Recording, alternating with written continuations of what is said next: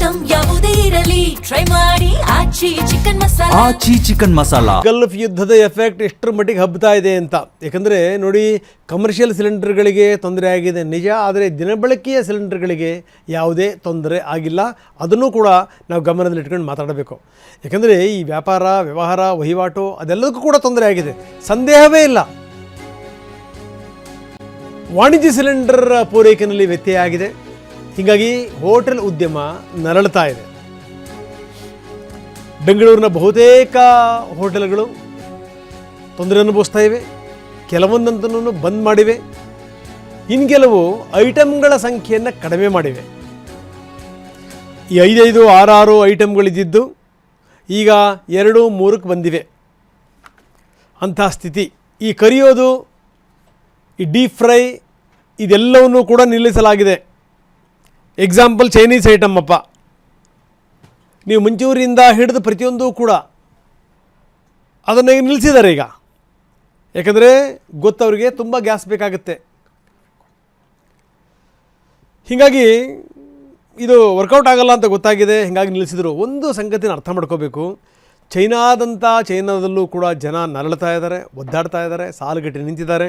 ಆದರೆ ಅಮೆರಿಕದ ಸ್ಥಿತಿ ಈ ಕಂಪೇರ್ ಟು ಬೇರೆ ರಾಷ್ಟ್ರಗಳನ್ನು ಕಂಪೇರ್ ಮಾಡಿದರೆ ಭಾರತದ ಸ್ಥಿತಿ ಚೆನ್ನಾಗೇ ಇದೆ. ಅದನ್ನು ನಾವು ಗಮನದಲ್ಲಿ ಇಟ್ಕೊಂಡು ಮಾತಾಡಬೇಕು. ಈ ರೀತಿ ಆದಂಥ ಸಂದರ್ಭದಲ್ಲಿ ವ್ಯತ್ಯಯಗಳು ಗ್ಯಾರಂಟಿ. ನಾನು ಹೇಳ್ತಿರೋದು ಹೋಟೆಲ್ನವರಿಗೆ ನಿಜಕ್ಕೂ ತೊಂದರೆ ಆಗಿದೆ, ಅದರಲ್ಲಿ ಯಾವುದೇ ಡೌಟ್ ಇಲ್ಲ. ಒಂದು ಸಂಗತಿನ ನೀವು ಗಮನದಲ್ಲಿ ಇಟ್ಕೋಬೇಕು. ಏನಂದರೆ ಈ ಕ್ರೂಡ್ ಆಯಿಲ್ ಪ್ರೋಸೆಸ್ ಆಗಬೇಕು ಅಂದರೆ 12ರಿಂದ 24 ಗಂಟೆ ಬೇಕು. ಅದಾದ ಬೇರೆ ಬರುತ್ತೆ. ಈ ಮೊದಲೇನು ಅಂದರೆ ಒಂದೇ ಸರಿಗೆ ನಾವು ಯಾಕೆ ಅನಿಲವನ್ನು ಉತ್ಪಾದನೆ ಮಾಡಿಬಿಡ್ತೀವಿ, ನಾವು ಗ್ಯಾಸನ್ನು ಉತ್ಪಾದನೆ ಮಾಡಿಬಿಡ್ತೀವಿ ಅನ್ನೋಕ್ಕಾಗಲ್ಲ. ನೀವೇನಾದರೂ ಅದು ಈ ಶುರುವಾದಾಗ ಪ್ರಕ್ರಿಯೆಗಳು ಮೊದಲು LPG ಮಾಡ್ತಾರೆ, ಆಮೇಲೆ ಪೆಟ್ರೋಲು, ಡೀಸೆಲ್ಲು, ಆಮೇಲೆ ಕೆರೋಸಿನ್ನು, ಆಮೇಲೆ ಲ್ಯೂಬ್ ಆಯಿಲ್ಲು, ಅದಾದ ಮೇಲೆ ನಾವು ಟಾರ್ ಅಂತೀವಲ್ಲ, ಟಾರ್ ಬರುತ್ತೆ ಆಮೇಲೆ. ಸೊ ಇದೆಲ್ಲದಕ್ಕೂ ಕೂಡ ಟೈಮ್ ಬೇಕು, ದಿಢೀರನೆ ಯಾವುದೂ ಕೂಡ ಆಗಲ್ಲ. ನೋಡಿ, ಶಿಪ್ಪಲ್ಲಿಂದ ಹೊರಟು ಅಂದರೂ ಕೂಡ ಇದೆಲ್ಲವೂ ಕೂಡ ವ್ಯವಸ್ಥೆ ಆಗೋಕ್ಕೆ 7 ದಿನ ಬೇಕು. ಇನ್ನೇನಾದರೂ ಆಫ್ರಿಕನ್ ಸೀ ಸುತ್ತಾಕೊಂಬರಬೇಕು ಅಂತಂದ್ರೆ 14 ದಿನ ಬೇಕಾಗುತ್ತೆ. 14 ದಿನ ಬಂದಾದ ಮೇಲೂ ಕೂಡ ಇಲ್ಲಿ ಪ್ರೋಸೆಸ್ ಆಗೋಕ್ಕೆ ಬೇಕು, ಸಾಕಷ್ಟು ಟೈಮ್ ಬೇಕಾಗುತ್ತೆ. ಇದನ್ನು ಅರ್ಥ ಮಾಡ್ಕೋಬೇಕು ನಾವು. 75 ದಿನಗಳಿಗಾಗುವಷ್ಟು ಗ್ಯಾಸ್ ಪೂರೈಕೆ ಇದೆ, ಆದರೆ ಕಮರ್ಷಿಯಲ್ ವಿಚಾರಕ್ಕೆ ಸಂಬಂಧಪಟ್ಟಂಗೆ ತೊಂದರೆ ಆಗಿದೆ, ಅದನ್ನು ಹೇಳಲೇಬೇಕು. ಬನ್ನಿ, ಲಕ್ಷ್ಮೀ ನರಸಿಂಹ ನಮ್ಮ ಜೊತೆಗೆ ಈಗ ನೇರ ಸಂಪರ್ಕದಲ್ಲಿದ್ದಾರೆ. ಜೊತೆಗೆ ಶಿವಪ್ರಸಾದ್ ನಮ್ಮ ಜೊತೆಗೆ ನೇರ ಸಂಪರ್ಕದಲ್ಲಿದ್ದಾರೆ. ಲಕ್ಷ್ಮೀ ನರಸಿಂಹ ಅವರನ್ನು ಶುರು ಮಾಡ್ತಾ ಇದ್ದೀನಿ. ಲಕ್ಷ್ಮೀ ನರಸಿಂಹ, ಎಲ್ಲಿದ್ದೀರಿ ನೀವೀಗ? ಅಲ್ಲಿನ ಸ್ಥಿತಿಗತಿಗಳೇನು? ಹೋಟೆಲ್ ಮಾಲೀಕರು ಏನು ಹೇಳ್ತಾರೆ? ಲಕ್ಷ್ಮೀ. ರಂಗನಾಥ್, ನನಗೆ ಸದ್ಯಕ್ಕೆ ಬೆಂಗಳೂರಿನ ಹೃದಯ ಭಾಗ ಕೆಂಪೇಗೌಡ ಬಸ್ ನಿಲ್ದಾಣ, ಮೆಜೆಸ್ಟಿಕ್ KSRTC ಬಸ್ ನಿಲ್ದಾಣದಲ್ಲಿದ್ದೇನೆ. ಈಗ ತೋರ್ತಾ ಹೋಗ್ತೀನಿ. ಈಗಾಗಲೇ ಪ್ರಯಾಣಿಕರು ಸಾಕಷ್ಟು ಸಂಖ್ಯೆಯಲ್ಲಿ ಓಟವನ್ನು ಮಾಡ್ತಾ ಇದ್ದಾರೆ, ಬಸ್ಗಳು ಕೂಡ ಬಂದಿದ್ದಾವೆ. ಬೆಂಗಳೂರಿನ ಮೆಜೆಸ್ಟಿಕ್ ಇಂದ ವಿವಿಧ ಜಿಲ್ಲೆಗಳಿಗೆ ಮತ್ತೆ ಬೇರೆ ಜಿಲ್ಲೆಗಳಿಂದ ಬೆಂಗಳೂರಿಗೆ ಇಲ್ಲಿ ಬಂದಿಳ್ತಾರೆ. ಪ್ರಮುಖವಾಗಿ ಒಂದು KSRTC ಬಸ್ ನಿಲ್ದಾಣದಲ್ಲಿರ್ತಕ್ಕಂಥ ಕದಂಬ ಒಂದು ಹೋಟೆಲ್ ಏನಿದೆ, ಈ ಹೋಟೆಲ್ನ ಗಮನಿಸ್ತಾ ಇದ್ದೀರಾ. ಈಗಾಗಲೇ ಕಸ್ಟಮರ್ಸ್ ಕೂಡ ಬಂದಿದ್ದಾರೆ. ನಿನ್ನೆ ಕಳೆದ ಹಲವು ದಿನಗಳಿಂದಲೂ ಕೂಡ ಕದಂಬ ಹೋಟೆಲ್ನಲ್ಲಿ ತೀವ್ರತರವಾದ ಸಿಲಿಂಡರ್ನ ಅಭಾವ ಈಗಾಗಲೇ ಕೂಡ ಶುರುವಾಗಿದೆ. ಹೀಗಾಗಿ ಈ ಒಂದು ಹೋಟೆಲ್ನಲ್ಲಿ ಈಗ ಆಹಾರ ಸೀಮಿತ ಆಗಿದೆ. ಅಂದ್ರೆ ಫುಡ್ ಇರ್ತಕ್ಕಂಥ ಎಲ್ಲ ಮೆನು ಇರ್ತಕ್ಕಂಥ ಐಟಮ್ಸ್ಗಳು ಸಿಗ್ತಾ ಇಲ್ಲ. ಇನ್ನು ಕೌಂಟರ್ಲ್ಲೂ ಕೂಡ ಅದೇ ಒಂದು ಬೋರ್ಡ್ ಅನ್ನ ಗಮನಿಸಬಹುದು. ಏನಂತಂದ್ರೆ ಮೆನು ಏನಿತ್ತು ಮೊದಲು, ಏನೆಲ್ಲ ಐಟಮ್ಸ್ಗಳು ಈ ಒಂದು ಹೋಟೆಲ್ ಸಿಗ್ತಾ ಇತ್ತು, ಸುಮಾರು 100ಕ್ಕೂ ಹೆಚ್ಚು ಐಟಮ್ಸ್ ಸಿಗ್ತಾ ಇತ್ತು. ಬಟ್ ಆದ್ರೆ ಈಗ ಅವೆಲ್ಲವನ್ನು ಕೂಡ ಪೇಪರ್ ಹಾಕಿ ಮುಚ್ಚಿದ್ದಾರೆ. ಅದ್ಯಾವುದು ಕೂಡ ಗ್ರಾಹಕರಿಗೆ ಕಾಣಿಸಬಾರ್ದು, ಯಾಕಂದ್ರೆ ಅದನ್ನ ಕೇಳಿದ್ರೆ ಅದನ್ನ ಕೊಡಕ್ಕೆ ಆಗ್ತಾ ಇಲ್ಲ. ಸೊ ಹೀಗಾಗಿ ಏನೆಲ್ಲ ಇವ್ರ ಹತ್ರ ಲಭ್ಯ ಇದೆ ಅನ್ನೋದನ್ನ ನೋಡಿದ್ರೆ ನೋಡಿ, ಇಲ್ಲಿ ಬೋರ್ಡ್ ಹಾಕಿದ್ದಾರೆ.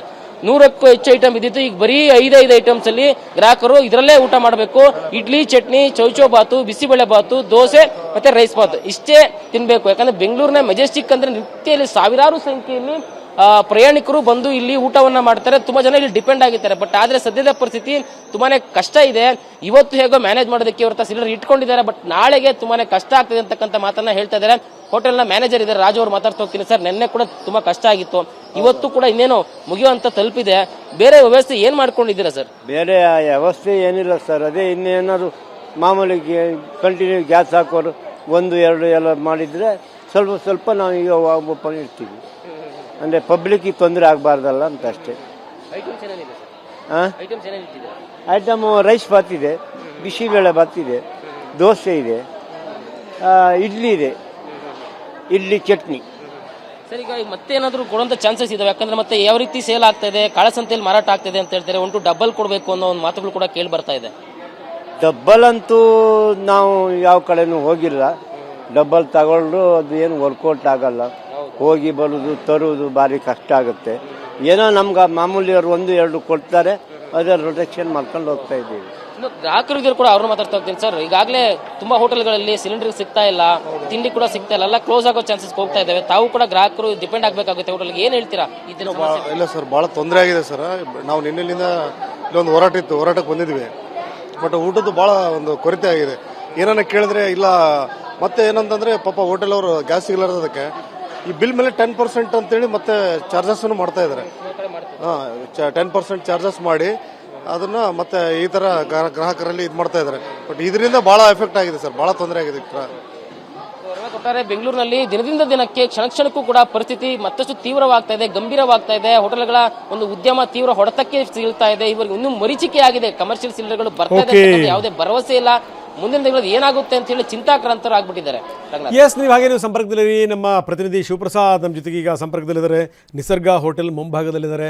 ಶಿವಪ್ರಸಾದ್, ಅಲ್ಲಿನ ಮಾಲೀಕರು ಏನು ಹೇಳ್ತಾರೆ? ಈಗಾಗಲೇ ಬೇರೆ ಬೇರೆ ವ್ಯವಸ್ಥೆಗಳನ್ನು ಕೂಡ ಮಾಡ್ಕೊಳ್ತಾ ಇದ್ದಾರೆ ಅನ್ನುವಂಥದ್ದು ಒಂದು. ಜೊತೆಗೇನು ಅಂದರೆ ಇವತ್ತು 10ವರೆಗೆ ಇವತ್ತು ಮಂತ್ರಿಗಳ ಜೊತೆಗೆ ಮುನಿಯಪ್ಪನವ್ರ ಜೊತೆಗೆ ಮೀಟಿಂಗ್ ಕೂಡ ಇದೆ ಅಂತೆ. ಯಾವ್ಯಾವ ವಿಷಯ ಚರ್ಚೆ ಮಾಡ್ತಾರೆ ಅವ್ರ ಜೊತೆ ಮಾತಾಡಿ ಈಗ ನಾವು ತೋರಿಸ್ತಾ ಇದ್ದೀವಿ ನಿಮಗೆ ಯಾವ ರೀತಿ ಇಂಡಕ್ಷನ್ ಸ್ಟವ್ಗಳ ಮೊರೆ ಹೋಗಿದ್ದಾರೆ ಅನ್ನೋದನ್ನು ನಾವು ನಿಮಗೆ ತೋರಿಸ್ತಾ ಇದ್ದೀವಿ. ಶಿವಪ್ರಸಾದ್, ಏನಂತೀರಿ?